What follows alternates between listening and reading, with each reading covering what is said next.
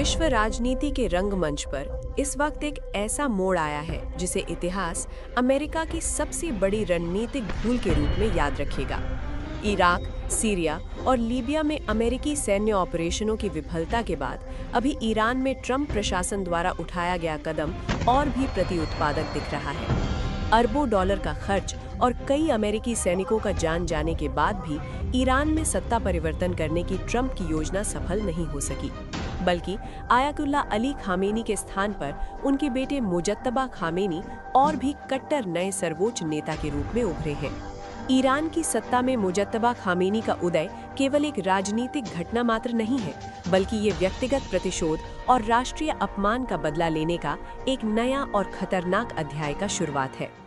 दर्शकों, आइए आज की इस श्रृंखला में हम ईरानी सत्ता में आए फेरबदल और अमेरिकी राष्ट्रपति डोनाल्ड ट्रंप के बिगेस्ट ब्लंडर के बारे में विशेष चर्चा करेंगे। ईरान के राजनीतिक आकाश में आया ये परिवर्तन केवल एक व्यक्ति से दूसरे व्यक्ति में शक्ति हस्तांतरण मात्र नहीं है, बल्कि इसने मध्य पूर्व की भू राजनीतिक आकार को ही नई और खतरनाक दिशा दे सकता है। ईरान में नए सर्वोच्च नेता के रूप में मुजत्तबा खामेनी का चयन होना तेहरान की आगामी रणनीति और भी अधिक कठोर, समझौताहीन और आक्रामक होने का स्पष्ट संकेत दिया है। वैसे तो मुजत्तबा खामेनी को सत्ता में लाने में IRGC का मुख्य हाथ रहा है। IRGC की समझ में शासन बचाने के लिए आणविक बम अपरिहार्य है और मुजत्तबा इसके कट्टर समर्थक है।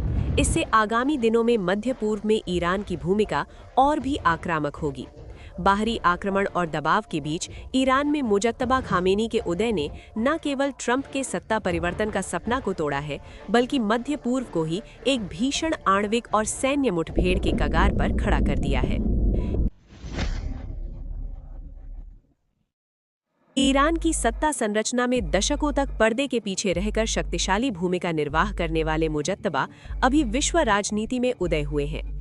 56 वर्षीय मुजत्तबा पूर्व सर्वोच्च नेता आयतुल्ला अली खामेनी के दूसरे बेटे हैं, जिनका उदय ईरान की इस्लामिक क्रांति के बाद सबसे महत्वपूर्ण और विवादास्पद राजनीतिक घटनाक्रम के रूप में देखा गया है। सन मार्च 8 में ईरान की असेंबली ऑफ एक्सपर्ट्स ने उन्हें नया सर्वोच्च नेता चयन करने से पहले वे कभी किसी सार्वजनिक पद पर आसीन नहीं थे। वे छाया नेता के रूप में जाने जाते थे, जिन्होंने ईरान की गुप्तचर निकाय, सैन्य संयंत्र और विशेष रूप से इस्लामिक रेवोल्यूशनरी गार्ड कॉर्प्स के ऊपर प्रत्यक्ष नियंत्रण रखते थे। मुजत्तबा के इस उदय को ईरान में सन 1979 की क्रांति ने अंत किए हुए वंशावली शासन की झलक दी है, कहकर कुछ लोगों ने आलोचना किए होने के बावजूद ईरान की कट्टरपंथी सत्ता ने उन्हें ही शासन टिकाने का अंतिम भरोसा के रूप में स्थापित किया है। मुजत्तबा खामेनी को उनके पिता अली खामेनी से भी अधिक हार्डलाइनर या कट्टरपंथी नेता के रूप में माना जाता है। अली खामेनी ने अपने लंबे कार्यकाल में कुछ अवस्था में पश्चिम के साथ परमाणु समझौते जैसे विषयों पर कुछ लचीलापन या रणनीतिक धैर्य दिखाया था, लेकिन मुजत्तबा की विचारधारा पूर्ण रूप से पश्चिम विरोधी और समझौताहीन संघर्ष पर आधारित है। वे ईरान के सुधारवादी नेताओं पर अब और भी दबाव बढ़ा सकते हैं। मुजत्तबा के गुरु आयतुल्ला मोहम्मद ताकी मिसबाह यज़दी थे, जिन्हें ईरान की कट्टरपंथी विचारधारा का मुख्य योजनाकार माना जाता है। यज़दी की शिक्षा ने मुजत्तबा को ये सिखाया है कि इस्लामिक शासन की रक्षा के लिए लोकतंत्र या जनमत के बजाय दैवी अधिकार और सैन्य शक्ति सर्वोपरि होती है। इसी कारण से मुजत्तबा के नेतृत्व में ईरान अब और भी अधिक अनुदार और सैन्य केंद्रित होना निश्चित है। उनके व्यक्तित्व का दूसरा महत्वपूर्ण पक्ष IRGC के साथ अटूट संबंध है। मुजत्तबा स्वयं 1980 के दशक में हुए ईरान-इराक युद्ध के सहभागी हैं, जहां से उन्होंने युद्ध की विभीषिका और सैन्य रणनीति का प्रत्यक्ष अनुभव बटोरा है। पिछले वर्षों में उन्होंने IRGC के कमांडरों और ईरान की शक्तिशाली बसिज मिलिशिया को अपने प्रभाव में लिया है। डोनाल्ड ट्रंप ने ईरान में सत्ता परिवर्तन की धमकी दे रहे वक्त IRGC ने मुजत्तबा को आगे बढ़ाने का मुख्य कारण ही उनकी कड़ी और निडर छवि है। ईरान की सत्ता में मुजत्तबा खामेनी का उदय केवल एक राजनीतिक घटना मात्र नहीं है, बल्कि ये व्यक्तिगत प्रतिशोध और राष्ट्रीय अपमान का बदला लेने का एक नया और खतरनाक अध्याय का शुरुआत भी है। मुजत्तबा खामेनी के लिए इजराइल और अमेरिका के साथ ये लड़ाई अब केवल विचारधारा या भू राजनीतिक स्वार्थ में मात्र सीमित नहीं है। ये उनके अपने परिवार के रक्त के बदला के साथ जुड़ा है। रिपोर्टों के अनुसार इजराइल और अमेरिका के संयुक्त हवाई आक्रमण में मोज्तबा ने अपने पिता आयतुल्ला अली खामेनी को मात्र नहीं खोया, बल्कि उस भीषण हमले में उनकी पत्नी और एक बेटे की भी मृत्यु हुई है। जब किसी राष्ट्र के सर्वोच्च नेता ने अपने व्यक्तिगत जीवन में इतनी बड़ी क्षति सहनी पड़ती है, तब उसका निर्णय लेने की क्षमता में कूटनीति से अधिक आक्रामक प्रतिशोध हावी होना स्वाभाविक है। मोज्तबा के हक में ठीक यही हुआ दिख रहा है, जिससे ईरान की सैन्य रणनीति अब पहले से कई गुना अधिक आक्रामक और अप्रत्याशित बन सकती है। ईरान के आणविक कार्यक्रम में आए पिछले मोड़ ने विश्वव्यापी सुरक्षा चिंता को एक नई और गंभीर ऊंचाई पर पहुंचाया है। मोज्तबा खामेनी के उदय के साथ ईरान ने अपनी आणविक नीति में आमूल परिवर्तन करने का स्पष्ट संकेत दिया है। इससे पहले के सर्वोच्च नेता आयतुल्ला अली खामेनी ने सन 2003 में एक धार्मिक फतवा जारी किया था, जिसमें आणविक हथियारों के निर्माण, भंडारण और प्रयोग को हराम और गैर इस्लामिक घोषणा किया था। ये फतवा लंबे समय तक ईरान की कूटनीतिक ढाल बना था, जिसे दिखाकर ईरान ने अपना परमाणु कार्यक्रम केवल शांतिपूर्ण ऊर्जा के लिए होने का दावा किया था। लेकिन मोज्तबा खामेनी की कट्टरपंथी विचारधारा और हाल के सैन्य तनाव ने ये धार्मिक प्रतिबंध का अंत कर दिया है। शिया न्यायशास्त्र के अनुसार यदि इस्लामिक शासन का अस्तित्व ही संकट में पड़ा, तो सेकेंडरी फतवा के माध्यम से पुराने नियम परिवर्तन किए जा सकते हैं। मोज्तबा के नेतृत्व में अभी यही तर्क आगे लाया गया है कि इजराइल और अमेरिका के आक्रमण से देश को बचाने के लिए आणविक शक्ति अनिवार्य है। तकनीकी रूप से देखने पर ईरान अभी आणविक बम निर्माण के ब्रेकआउट समय के बहुत नजदीक पहुंच चुका है। ईरान ने स्वयं स्वीकार किए अनुसार उनके पास 60% तक संवर्धन किया हुआ 450 केजी यूरेनियम हेक्साफ्लोराइड मौजूद है। आणविक भौतिकी में यूरेनियम को 0% से 5% तक ले जाने में सबसे अधिक समय और ऊर्जा लगती है, लेकिन एक बार 20% या 60% का स्तर पार करने के बाद 90% तक पहुंचने में केवल कुछ दिन या हफ्ता ही लगता है। 60% संवर्धन होना मतलब आणविक बम बनाने के लिए आवश्यक 95% तकनीकी कार्य संपन्न होना है। 450 केजी का ये परिमाण 10 से 12 शक्तिशाली आणविक बम बनाने के लिए पर्याप्त होता है। मोज्तबा खामेनी के गुरु आयतुल्ला मिसबाह यज़दी ने हमेशा ईरान को विशेष हथियारों से सुसज्जित करने की वकालत करते थे, और अभी मोज्तबा ने वही रास्ता चुना है। ईरान की ये तैयारी को इस्लामिक रेवोल्यूशनरी गार्ड कोर्स ने पूर्ण रूप से कंधे पर उठाया है। IRGC की रणनीति क्या है? भने जब तक ईरान के पास आणविक हथियार नहीं होगा, तब तक अमेरिका और इजराइल ईरान की भूमि पर सीधे हमला करते रहेंगे। उत्तर कोरिया का उदाहरण देते हुए ईरानी सैन्य अधिकारियों तर्क दे रहे हैं कि आणविक शक्ति ही शासन बचाने की एकमात्र गारंटी है। मोज्तबा खामेनी ने पदभार ग्रहण करने के बाद आणविक कार्यक्रम की गति को तीव्र बनाने के लिए वैज्ञानिकों को हरी झंडी दिखा चुके हैं, विभिन्न रिपोर्टों ने बताया है।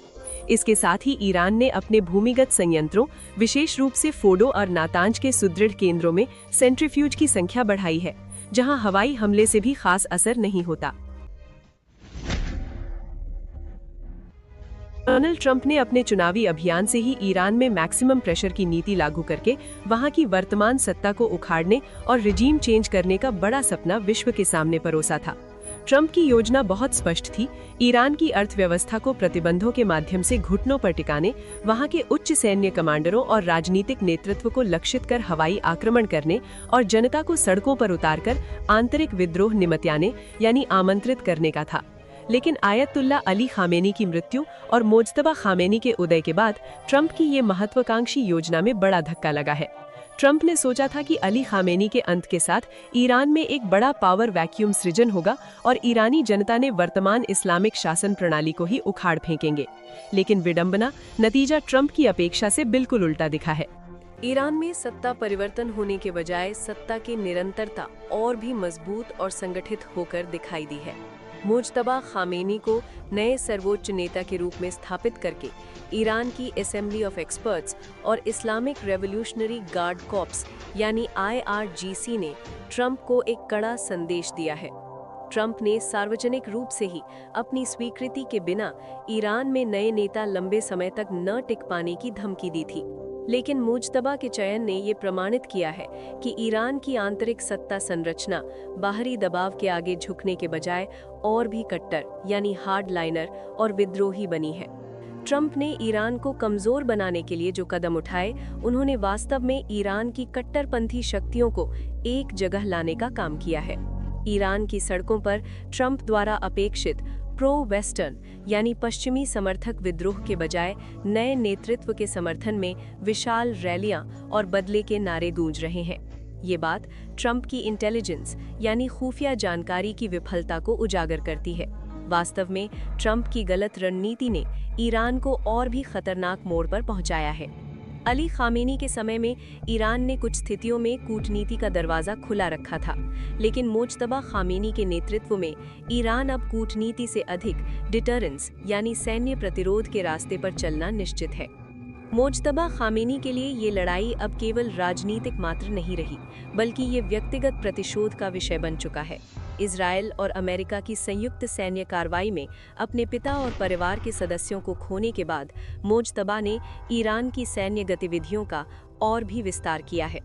ट्रंप की योजना के अनुसार ईरान को भीतर से ही टूटना चाहिए था, लेकिन अभी ईरान के सभी अंग, संसद यानी पार्लियामेंट, सेना और धार्मिक निकाय यानी क्लेरिकल बॉडी नए नेता के पीछे चट्टान की तरह खड़े हैं। अब की सबसे बड़ी चुनौती यानी ईरान का न्यूक्लियर ब्रेकआउट है।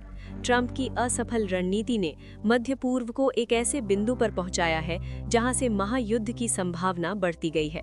ईरान अब पहले से अधिक परमाणु शक्ति संपन्न, सैन्य रूप से सुदृढ़ और वैचारिक रूप में कट्टर होकर निकलेगा।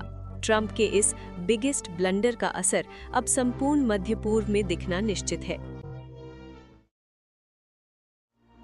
ट्रंप की रणनीति किसी भी तरह ईरानी सत्ता से आयतुल्लाह अली खामेनी को हटाना था, जिसके लिए उनके पास मात्र दो विकल्प थे।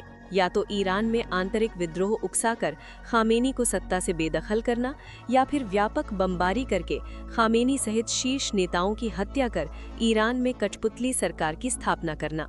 अमेरिका ने ईरान में दोनों विकल्प प्रयोग किए, लेकिन विडंबना ये है कि ईरान में ना तो खामेनी का शासन कमजोर हुआ और ना ही ईरान ने आत्मसमर्पण किया, बल्कि इसका और भी खतरनाक असर हुआ है।